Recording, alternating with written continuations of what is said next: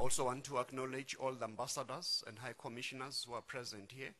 I noticed the EU ambassador was one of our panelists, and the ambassador from Namibia and other excellencies who are present here, captains of industry, distinguished guests, ladies and gentlemen, good morning. I'm very honored today by your presence in this very important engagement between the Department of Energy and its key stakeholders under the theme, Working Together Towards an Economically Transformed and Sustainable Energy Sector. It is truly gratifying to see such an impressive turnout of you today. Thank you for coming. Stakeholder engagement and public participation are integral elements to the department's work in developing, designing, but more importantly, implementing services and policies that benefit all South Africans. It is my wish, therefore, that this engagement not only will bolster stakeholder relations, but also foster greater understanding of our department's vision, mission, its core values, key programs, and developments.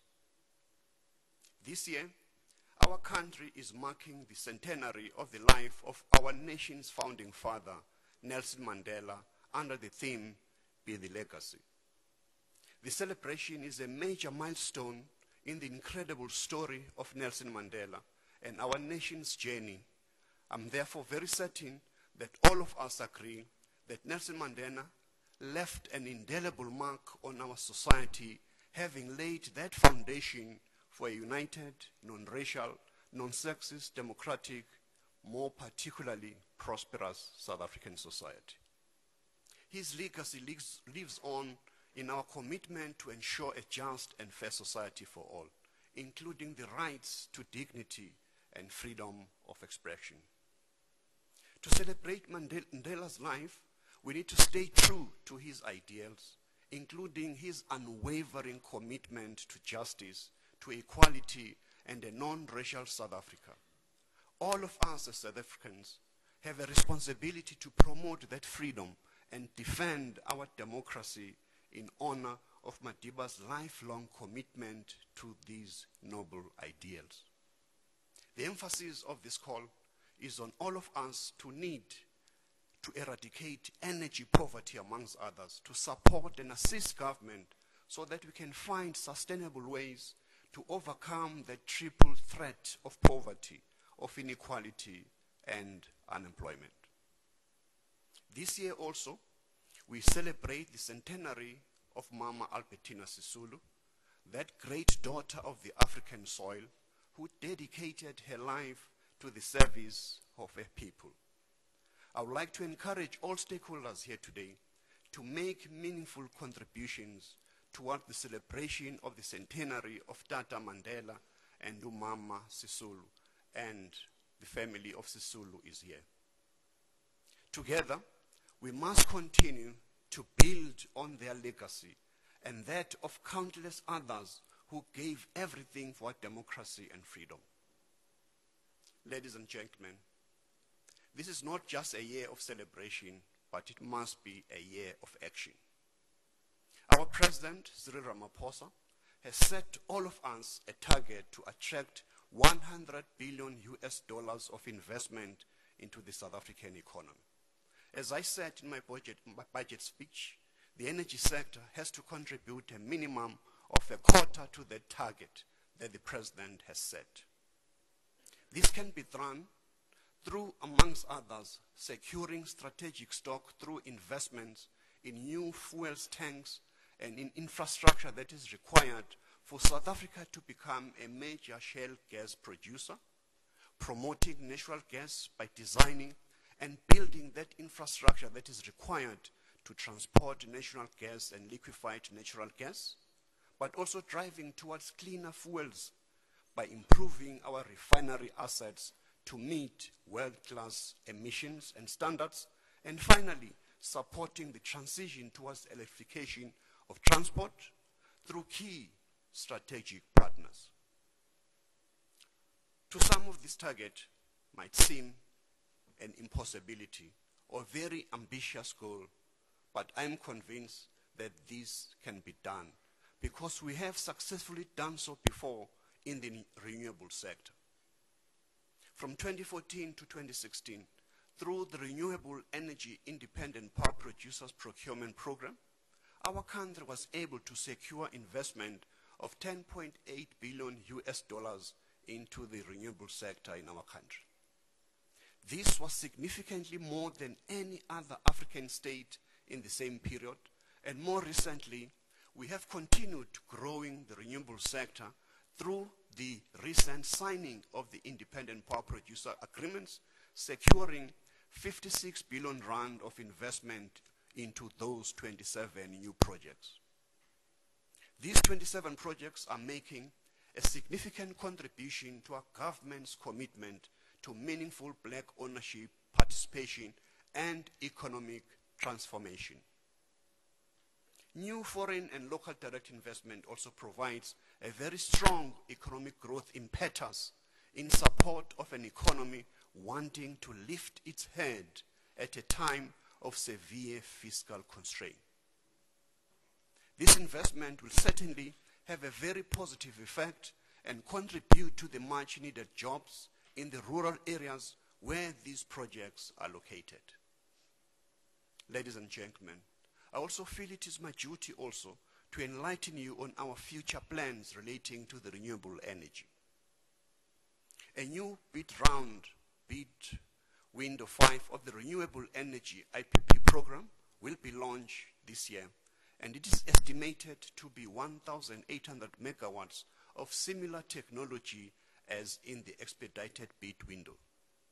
This, we believe, could bring another 40 to 50 billion rand of investment into the country and ensure investment and economic growth, as well as the opportunity to encourage opportunities for black industrialists and the development of a black independent power producers. There will be specific reference and requirements, especially for women-owned business participation and special opportunities for our youth. It is also the intention to direct the socio-economic and enterprise development spend of the IPP program in a much more coordinated way, which will take into account the different needs of the communities where these projects are, and which will follow and allow the impact to be measured. On gas, it is important to note that the imported liquefied natural gas as well as natural gas to power programs are still a very high priority for the government. As we have indicated before, we're not only looking at gas to power, but gas as part of the energy mix in South Africa. Southern Africa as a whole has huge natural gas reserves in Tanzania, in Mozambique, and within South Africa, Zimbabwe and Botswana, having gas in the form of coal bed methane. Furthermore, our country, as we all know, has huge potential in shale gas. Both the SADC energy ministers and those of water and sanitation will hold a one-day workshop on regional gas development. This, I hope, is the beginning of a decisive trajectory that provides sufficient focus on the utilization of gas in the whole of the SADC region. I'm also planning to visit Mozambique very soon to engage my partner there, in our neighbor, as to the possibilities of a regional approach to the development of natural resources in our respective countries, as well as to ensure a close coordination and close relationship with our neighboring countries. It is important to note that a gas strategy will also be available, as I've said, when we release the IRP and for consultation with the market during the period leading to August 2018. Coal. Coal is still very much part of the energy mix, and we have procured 2 projects of 864 megawatts of coal-fired power plants. This will bring another 40 billion rand of investment to our country and at least 5,000 jobs during construction. The construction phase will be between 48 months to 60 months after signing before first electrons in the grid, which will not be before 2022. Ladies and gentlemen, we operate in a very fluid and dynamic environment. Both global and continental events impact on how we are able to discharge our mandate, and it is only an understanding and an appreciation of these realities that can allow us to respond to these in a meaningful as well as coordinated manner. There is currently inadequate investment in both the electricity and liquid fuel industries.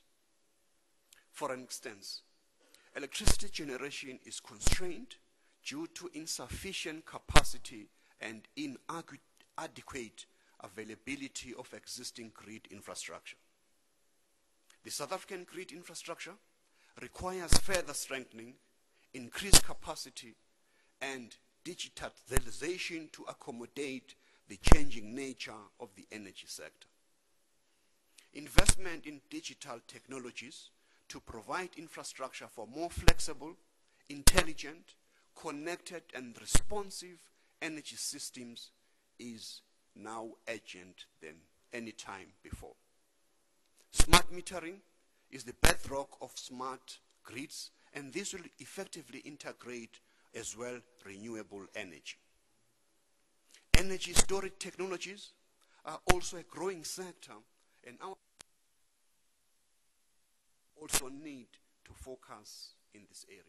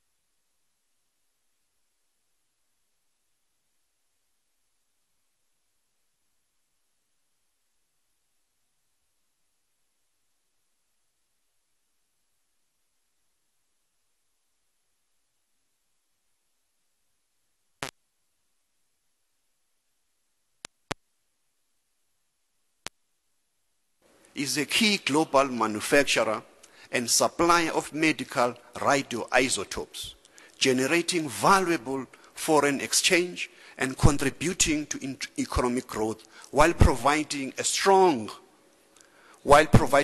foundation and support for local industrialization, skills development and retention, as well as job creation. Every year, more than 40 million people around the globe receive life-saving medical diagnosis and treatment using nuclear medicine. And up to a quarter of the medical radioisotopes used in these procedures, guess where?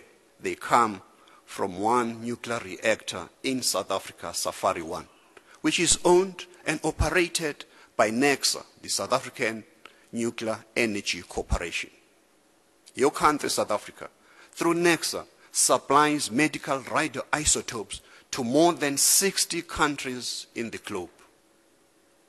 Nuclear and radiation technology is used to create medical radioisotopes that offer improved healthcare outcomes and increase the potential for a longer, healthier life for all South Africans and the people beyond. Ladies and gentlemen, our marginalized communities are continuing to benefit from our integrated electrification program, the INEP. Year by year, we are getting closer and closer to realizing our goal of universal energy coverage through modern forms of energy sources. This effort relieves those communities from daily worries of fending for firewood and the likes, thus improving the socio-economic conditions for a promised better life for all that Mandela promised us. Energy access has a positive impact on women and our girl children, who, when living in electrified homes, have more time to do other work. INEP and its implementing agencies have made remarkable progress in increasing access to electricity in our country and connected over 7.3 million households between 1994 and April of 2018. The remaining backlog is mainly in rural areas where topography is challenging and distance to the national grid is long. These areas mainly fall within these 27 priority district municipalities that we all know about. The program has in recent years seen an increase in spend on bulk infrastructure to support electrification. Our department is also implementing non-grid solution through solar home systems.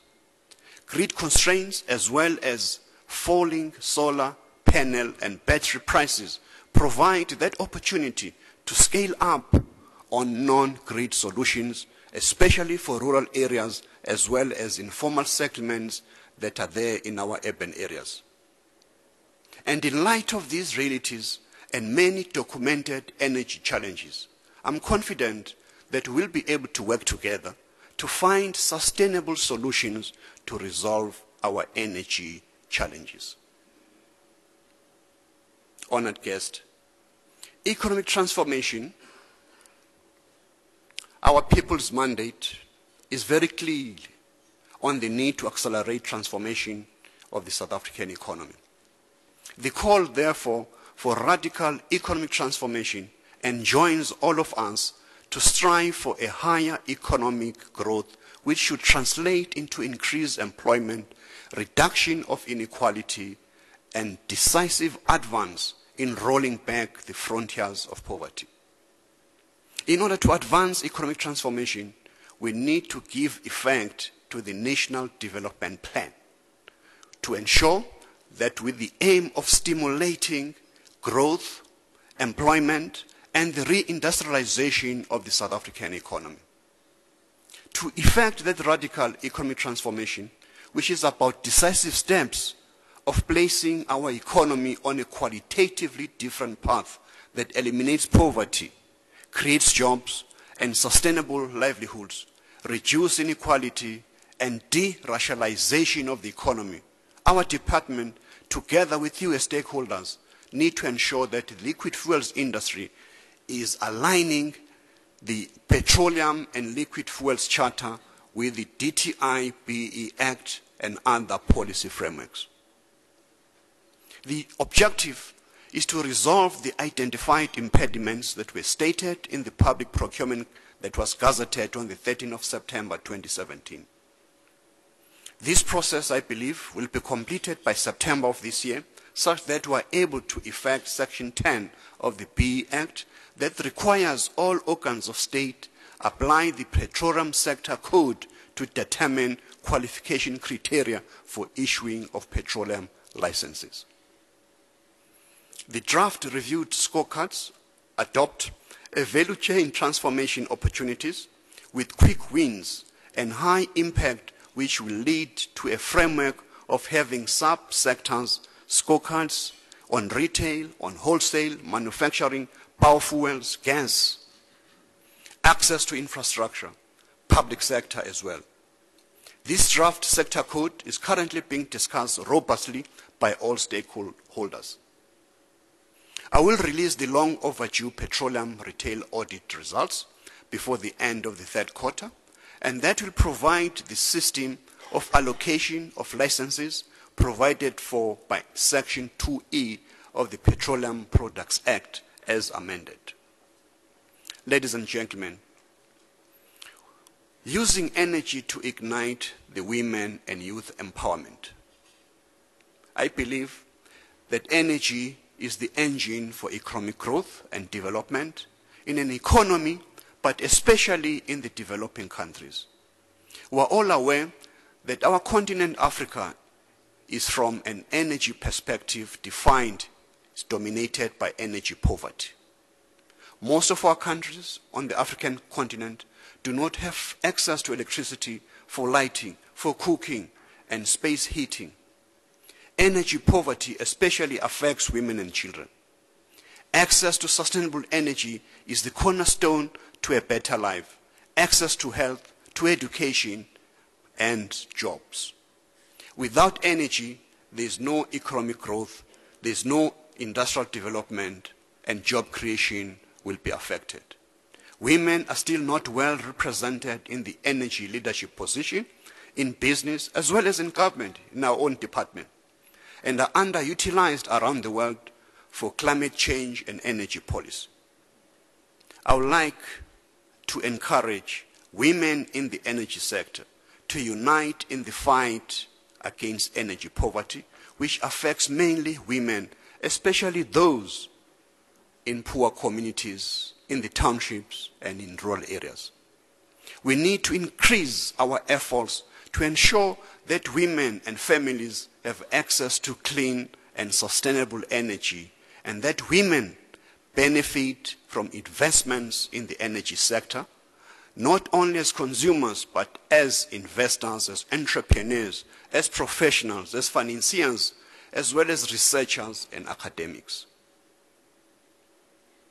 I appeal, therefore, to all stakeholders today to use this platform to build on practical, implementable plans and initiatives to support the nurturing of those women who are taking a giant step forward to participate in the energy sector.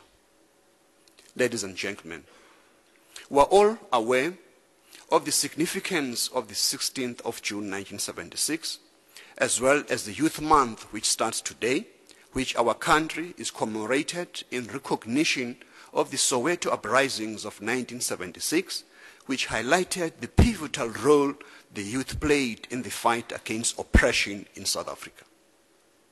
South Africa's youth unemployment rates are now considered to be alarming. The latest figures show that about 48% of South Africans between the ages of 15 and 34 are unemployed in the third quarter of 2016. This situation has worsened over the past years. It is within this context that President Ramaphosa launched the Youth Employment Service, YES, which is an initiative between business, government, labor, civil society, and young people that is aimed at improving young people's prospects of finding employment. In commemorating the Youth Month, let today's dialogue be the beginning of a long relationship. We must take a very big step towards entrenching youth in the energy sector as professionals, as investors, as business owners and workers of the sector. Regulatory and policy certainty. Our National Development Plan envisages that combined investment by the private and public sectors rise from current levels of around 19% of the GDP to 30% of the GDP. Policy certainty is therefore key for long-term investment.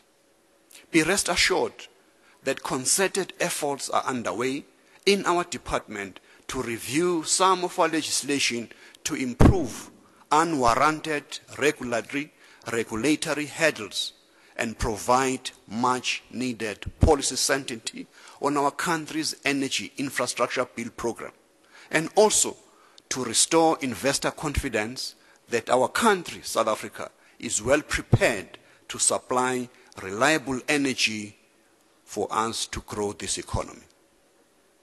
On the 8th of May, I committed to the Portfolio Committee in Parliament that the department will open the revised Integrated Energy Plan and Integrated Resource Plan for consultation with all key stakeholders and the public, with an aim of submitting this policy adjusted, including liquid fuels and gas master plan, to Cabinet by August 2018 for approval.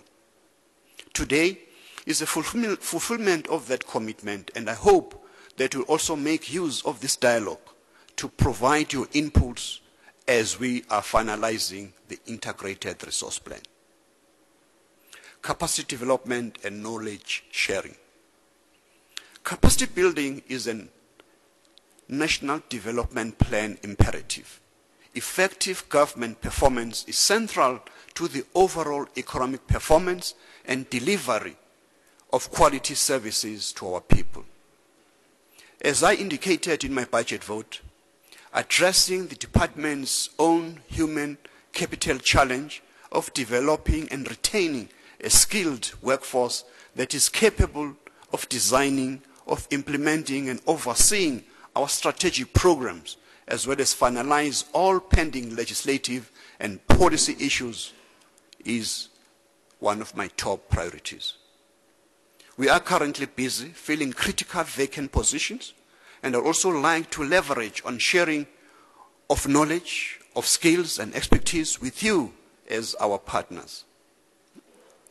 The Department of Energy has intentions of resuscitating and reviewing the scope of the Ministerial Advisory Council to provide expert energy additional insight and perspective on our department's plans and programs.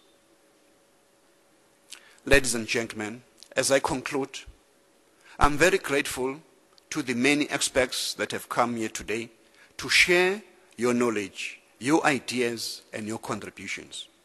I also welcome many representatives of governments, of industry associations, of non-governmental organizations who have joined us today.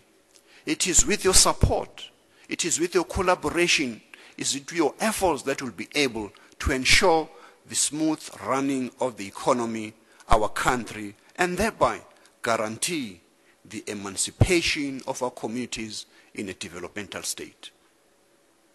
As you will see today, there are many executives from the department, as well as from the energy entities that report to us as the Department of Energy. They will, in an appropriate time, when we discuss after the panel, introduce themselves and also highlight their responsibilities in ensuring and securing sustainable provision of energy in South Africa for socio-economic development. So once again, thank you very much for coming. I do hope that as we finalize the IRP, we will be much more beneficial because of your contribution today, so that at the end of the day, I want to see an IRP that is embraced not only by government, but by energy sector in particular and our people, so that we can ensure what Mandela wanted, a better life for all South Africans, not a few, but all of us. Thank you for coming.